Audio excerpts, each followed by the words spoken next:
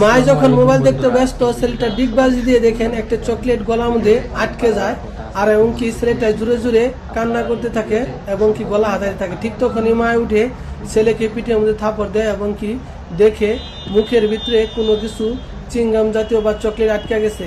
আর মায় দেখেন ছেলেটাকে উল্টা করে, ঠিক আছে, উল্টা করে নিয়ে দেখেন পিঠের মধ্যে থাপড় দিতেছে এবং কি উঠে ছেলেটাকে উল্টা করে জাকাইতেছে যে যাতে করে চকলেটটা বের হয়ে যায়।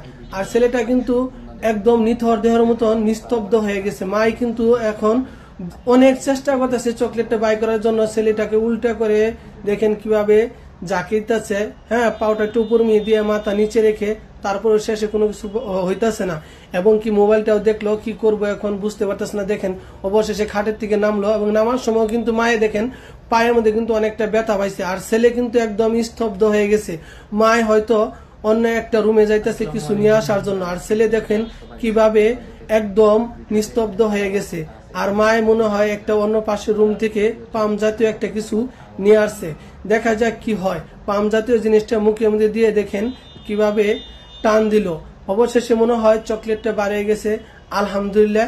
এবং কি বাচ্চাটাকে মায় দেখেন কিভাবে বুকে জড়িয়ে নিল আর চকলেটটা বাইরে গেছে। ভিডিওটা সর্বোচ্চ পরিমাণ শেয়ার করে দিবেন যাতে সবাই দেখতে পারে।